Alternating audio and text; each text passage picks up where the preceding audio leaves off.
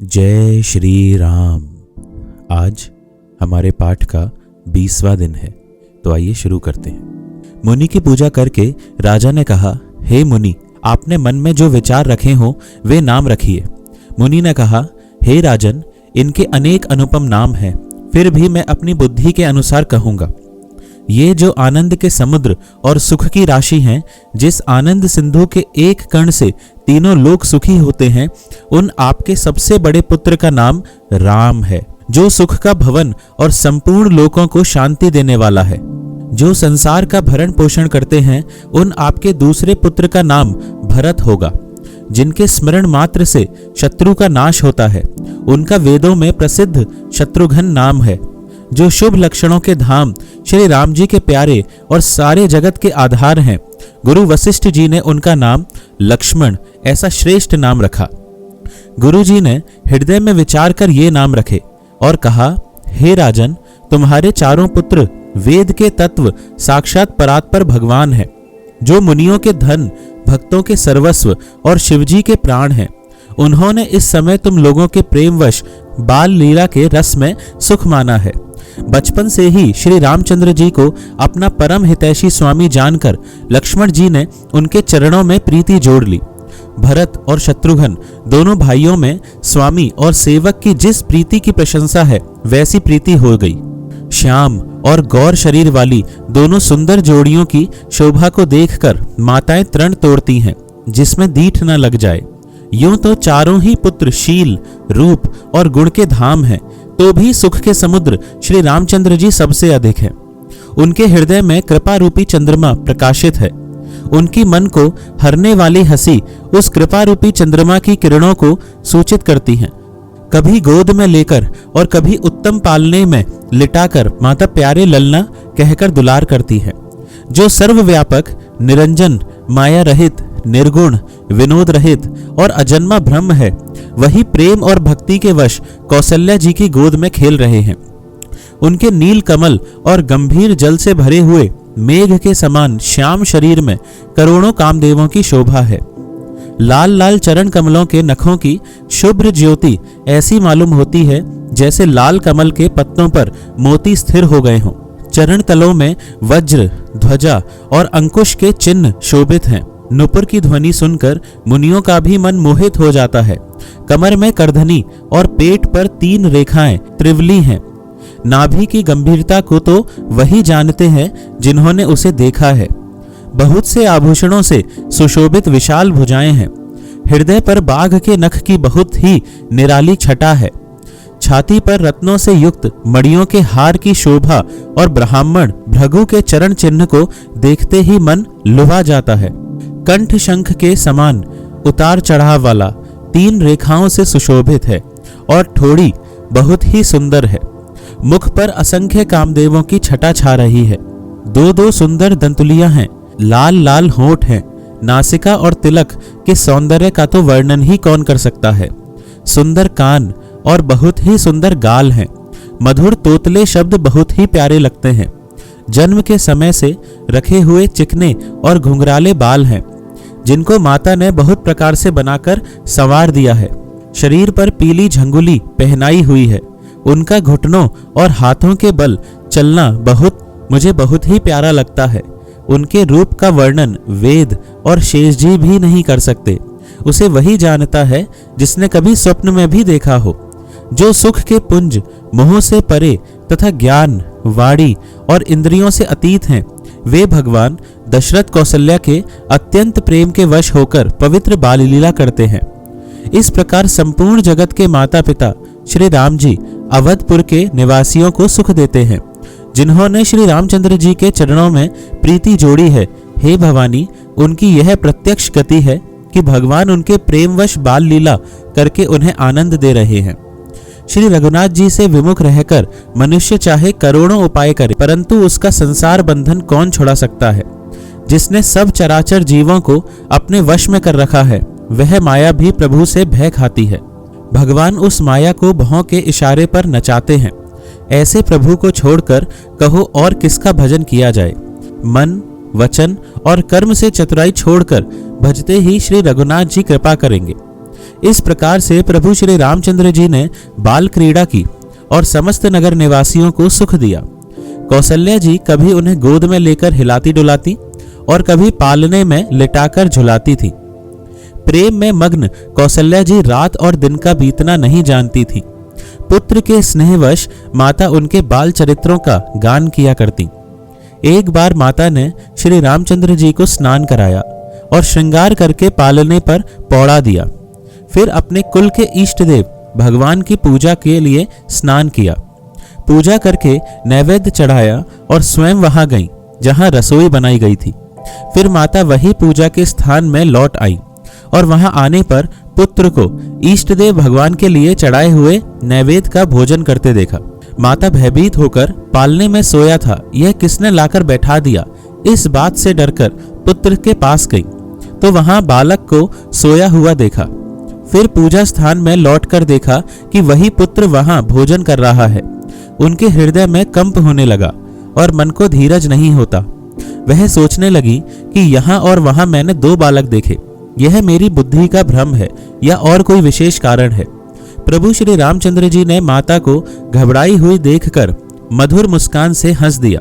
फिर उन्होंने माता को अपना अखंड अद्भुत रूप दिखलाया, जिसके एक एक रोम में करोड़ों ब्रह्मांड लगे हुए हैं। अगणित सूर्य, चंद्रमा, शिव, ब्रह्मा, बहुत से पर्वत, नदियां, समुद्र, पृथ्वी, वन, काल, कर्म, गुण, ज्ञान और स्वभाव देखे और वे पदार्थ भी देखे जो कभी सुने भी न थे। सब प्रकार से बलवती माया को देखा कि वह भगवान के सामने अत्यंत भयभीत हाथ जोड़े खड़ी है।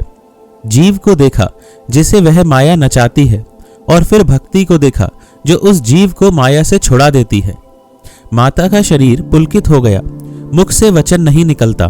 तब आंखें मूंद कर उसने श्री रामचंद्र जी के चरणों में सिर नवाया।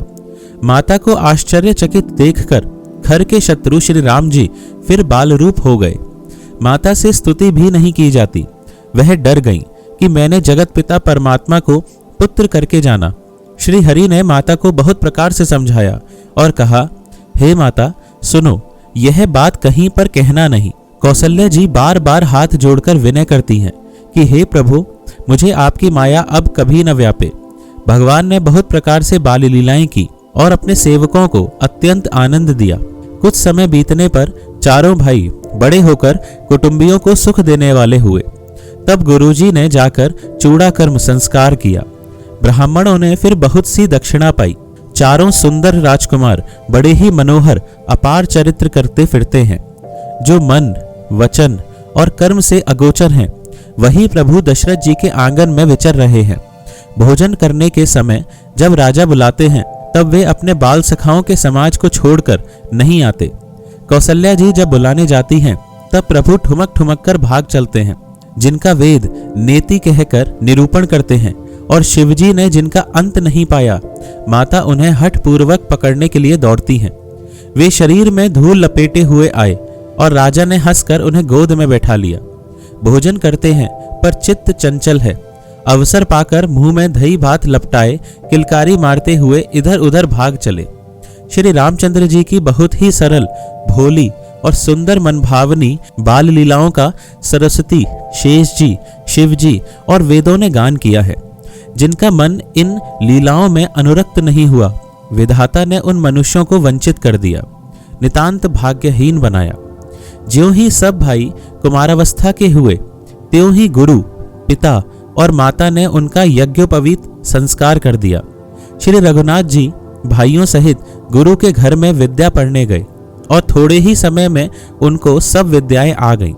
चारों वेद जिनके स्वाभाविक श्वास हैं, वे भगवान पढ़ें, यह बड़ा कौतुक है।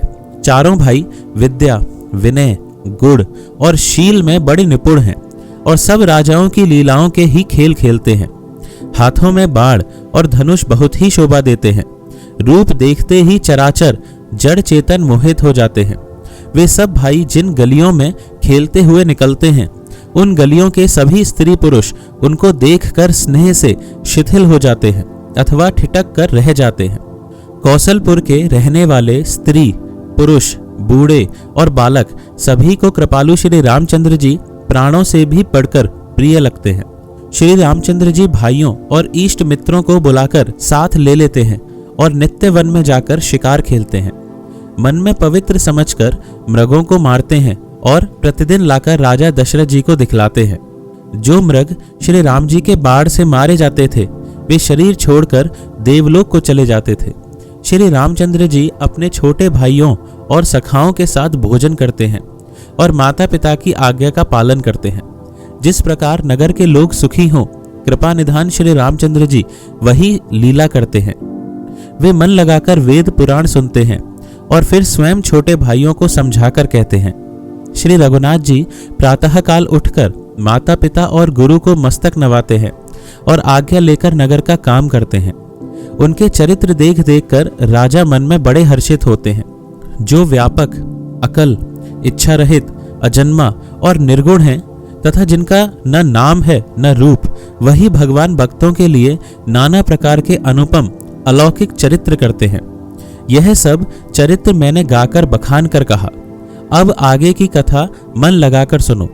ज्ञानी महामुनि विश्वामित्र जी वन में शुभ आश्रम पवित्र स्थान जानकर बसते थे, जहां वे मुनि जप, यज्ञ और योग करते थे, परंतु मारीच और सुबाहु से बहुत डरते थे। यज्ञ देखते ही राक्षस दौड़ पड़ते थे और उपद्रव मचाते थे, जिससे मुनि बहुत दुख पाते थे।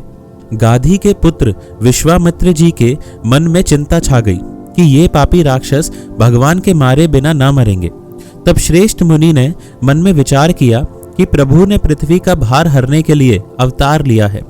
इसी बहाने जाकर मैं उनके चरणों का दर्शन करूं और विनती करके दोनों भाइयों को ले आऊं, जो ज्ञान, वैराग्य और सब गुणों के धाम हैं। उन प्रभु को मैं नेत्र भरकर देखूंगा। बहुत प्रकार से मनोरथ करते हुए जाने में देर नहीं लगी। सरयू जी के जल में स्नान करके वे राजा के दरवाजे पर पहुंचे। राजा ने जब मुनि का आना सुना तब वे ब्राह्मणों के समाज को साथ लेकर मिलने गए और दंडवत करके मुनि का सम्मान करते हुए उन्हें लाकर अपने आसन पर बिठाया। चरणों को धोकर बहुत पूजा की और कहा, मेरे समान धन्य आज दूसरा कोई नहीं है। फिर अनेक प्रकार के भोजन करवाए, जिससे श्रेष्ठ मुनि ने अपने हृदय में बहुत ही हर्ष प्राप्त किया। फिर राजा ने चारों पुत्रों को मुनि के चरणों पर डाल दिया, उनसे प्रणाम कराया। श्री रामचंद्र जी को देखकर मुनि अपनी देह की सुधि भूल गए। वे श्री राम जी के मुख की शोभा देखते ही ऐसे मग्न हो गए मानो चकोर पूर्ण चंद्रमा को देखकर लुभा गया हो। तब राजा ने मन में हर्षित होकर ये वचन कहे, हे मुनि, इस प्रकार कृपा तो आपने कभी नहीं की। आज किस कारण से आपका शुभागमन हुआ, कहिए, मैं उसे पूरा करने में देर नहीं लगाऊंगा। मुनि ने कहा, हे राजन, राक्षसों के समूह मुझे बहुत सताते हैं, इसलिए मैं तुमसे कुछ मांगने आया हूं। छोटे भाई सहित श्री रघुनाथ जी को मुझे दे दो। राक्षसों के मारे जाने पर मैं सनाथ सुरक्षित हो जाऊंगा। हे राजन, प्रसन्न मन से इनको दो, मोह और अज्ञान को छोड़ दो। हे स्वामी, इससे तुमको धर्म और सुयश की प्राप्ति होगी और इनका परम कल्याण होगा। इस अत्यंत अप्रिय वाणी को सुनकर राजा का हृदय कांप उठा और उनके मुख की कांति फीकी पड़ गई। उन्होंने कहा, हे ब्राह्मण, मैंने चौथे पन में 4 पुत्र पाए हैं, आपने विचार कर बात नहीं कही। हे मुनि, आप पृथ्वी, गौ, धन और खजाना मांग लीजिए, मैं आज बड़े हर्ष के साथ अपना सर्वस्व दे दूंगा। देह और प्राण से अधिक प्यारा कुछ भी नहीं होता, मैं उसे भी एक पल में दे दूंगा। सभी पुत्र मुझे प्राणों के समान प्यारे हैं, उनमें भी हे प्रभु राम को तो किसी प्रकार भी देते नहीं बनता। कहाँ अत्यंत डरावने और क्रूर राक्षस और कहाँ परम किशोर अवस्था के बिल्कुल सुकुमार मेरे सुंदर पुत्र। प्रेम रस में सनी हुई राजा की वाणी सुनकर ज्ञानी मुनि विश्वामित्र जी ने हृदय में बड़ा हर्ष माना। तब वशिष्ठ जी ने राजा को बहुत प्रकार से समझाया, जिससे राजा का संदेह नाश को प्राप्त हुआ। आज बस इतना ही पाठ। जय श्री राम। आइए थोड़ा भजन करते हैं। सीता राम राम राम, सीता राम राम राम, सीता राम राम राम, सीता राम राम राम, सीता राम राम राम सीता राम राम राम सीता राम राम राम सीता राम राम राम। जय श्री राम।